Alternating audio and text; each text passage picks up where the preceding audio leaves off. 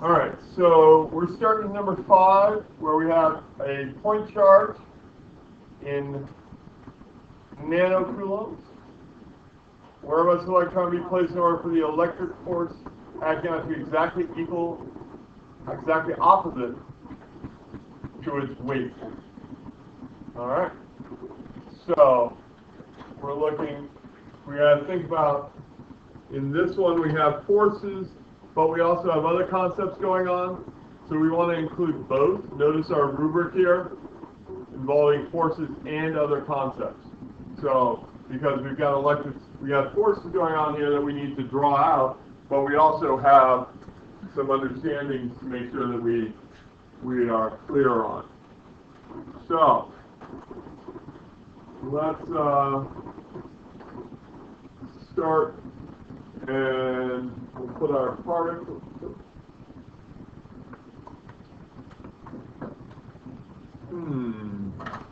We'll try without this.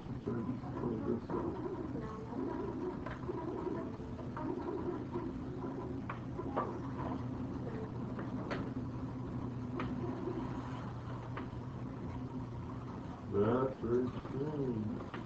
Why is it not letting me draw?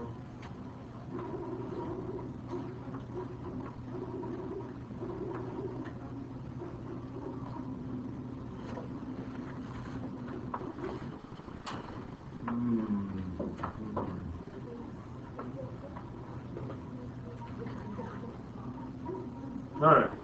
After a little false start, there we go. Now we're back. So we've got our particle here, and then that's our electron up there. All right.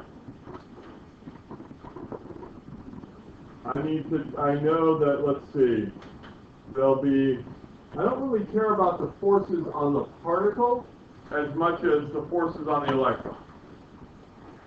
So on the electron, there'll be a force downward because of gravity. So the weight of the electron will be down like that.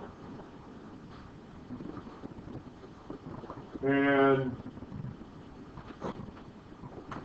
there'll be a force up, force on the electron from the charge, let's say. That one technically I should draw in here, force on the charge from the electron. Why it's being so funky, I'm not sure. So that would give me all of the right thing for my force diagram part of this, but I still have text to add.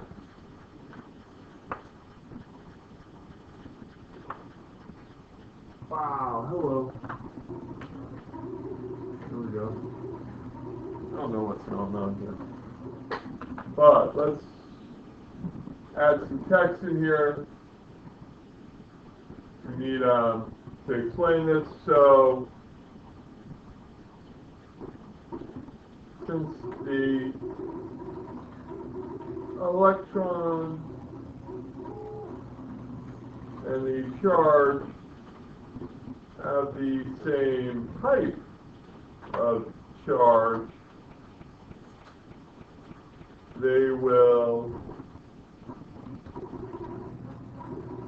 repel each other.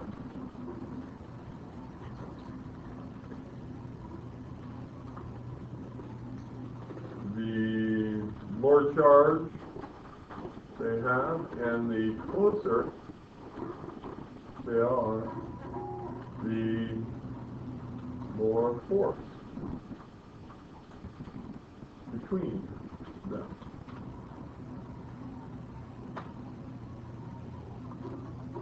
So I think that's good for the, that would be good. That shows I understand that why there's a force between them. And how that's related. And this is helping me to set up for my how.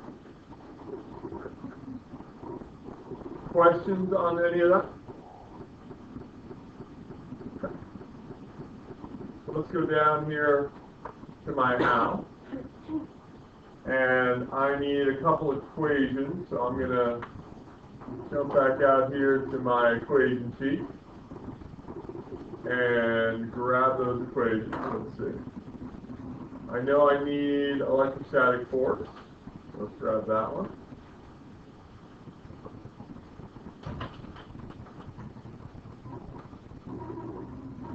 Put that one in here.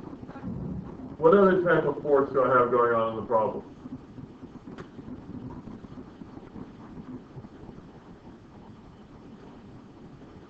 Right, the weight of the electron.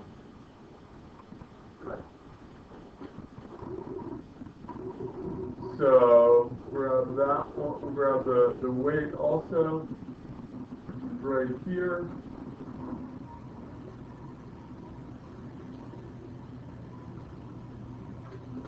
I think I'm going to need some other information, like I'm going to need to know what G is on Earth, so maybe I should grab that. Right there.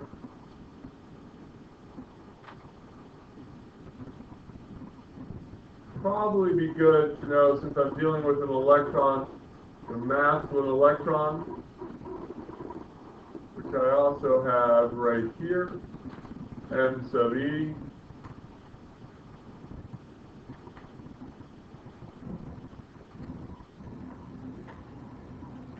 So, I think those are all the things I need off my equation sheet. Working from my force diagram, I know, and from the problem, I know the electron's in equilibrium. So what does that mean all the forces on it add up to be?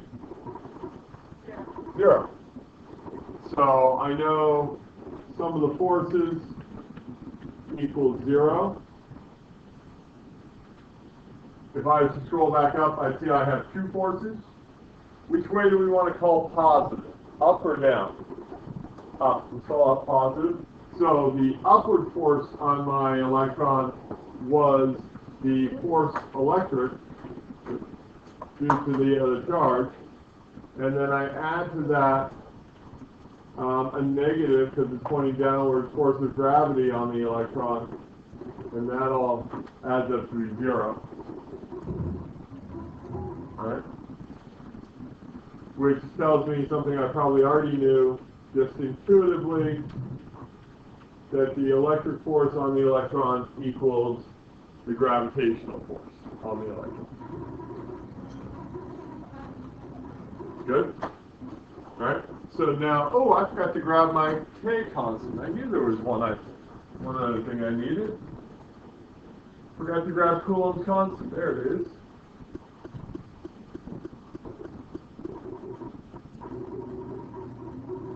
Good.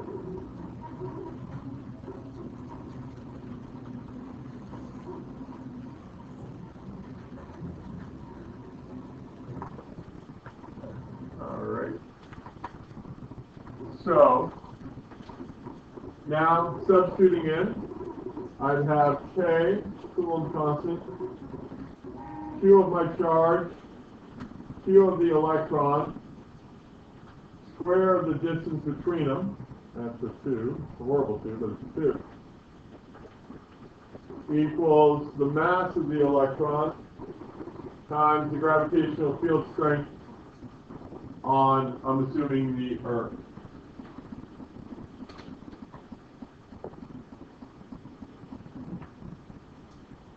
Let's see what the problem now tells us. It says, here's the charge on an electron. Here's the mass on an electron. Oh, nice. And they gave me K also. Oh, I could have just grabbed all those from here. It's okay. They give me the charge on Q. And they want to know how far apart they are. So, basically substitute in and rearrange, right? So 8.99 times 10 to the 9 Newton meter squared per Coulomb squared times Do I need to include the negative on the charge? No. No.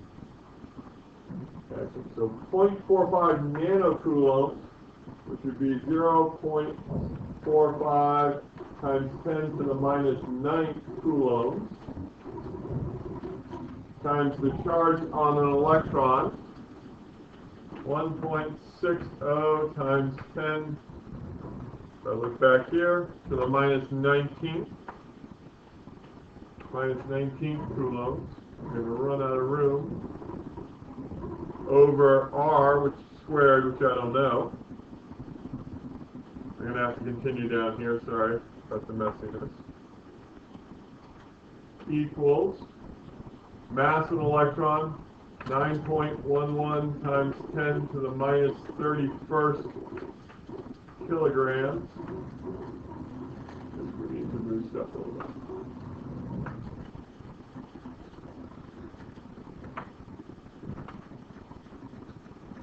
Times G on Earth, which would be 9.81 newtons per kilogram.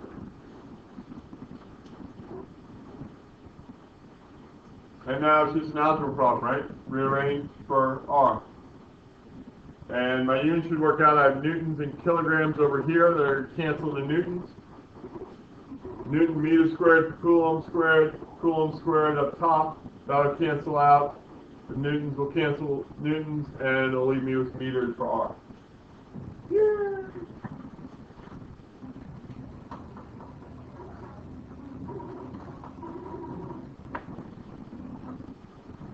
All right, on to number 6.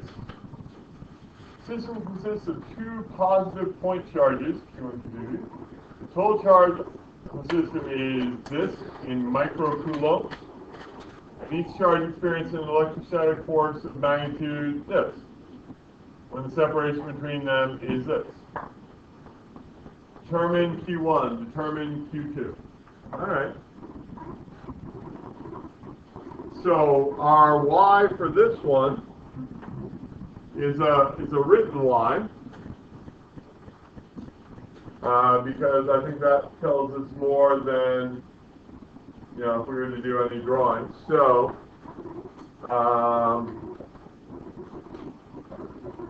there is a force between the, what do they call them, charges, or what do they call them? Charges. It's going to seem a little simple and stupid, but there's a force between the charges since they are charged. The more charge they have together, the greater the force. The closer they are, the force increases by an inverse square law.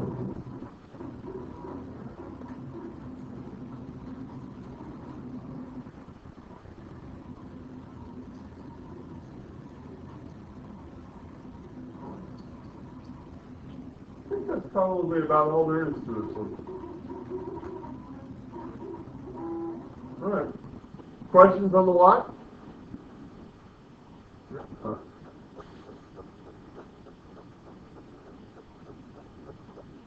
Let's move down to the how. For the how, we're going to need Coulomb's law again, because we're talking about electrostatic forces. So let's grab that.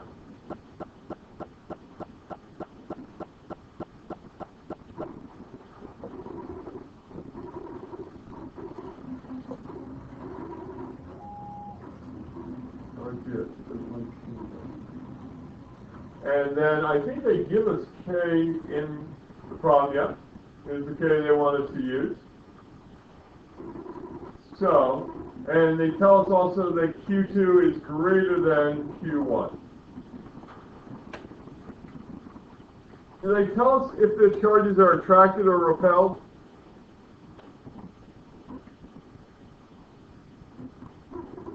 Oh, they tell us that they're positive, so we know they're repelled from each other. But is it going to affect our values at all? No.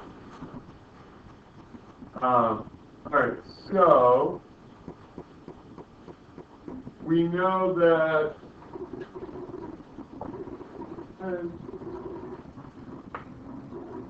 they tell us that Q2 is greater than Q1.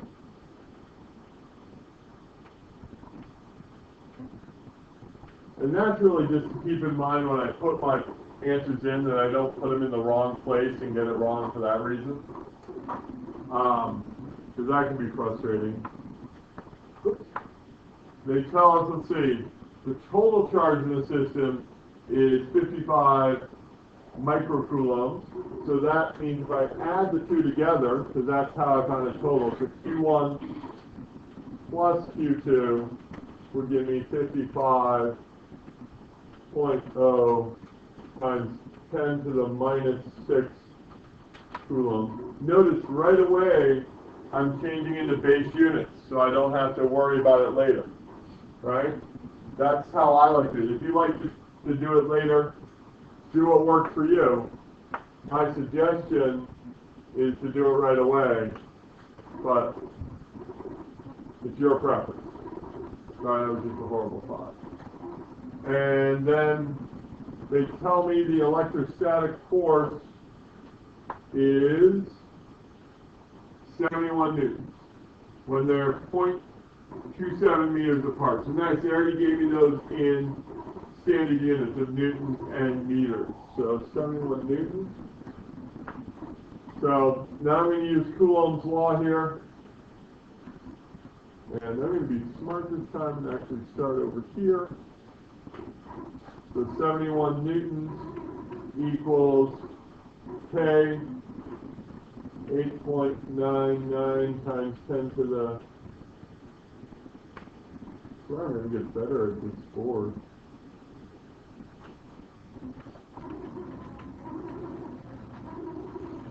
Newton meter squared, Coulomb squared, times Q1, Q2, over the separation of them. Separation of them is 0.270 meters.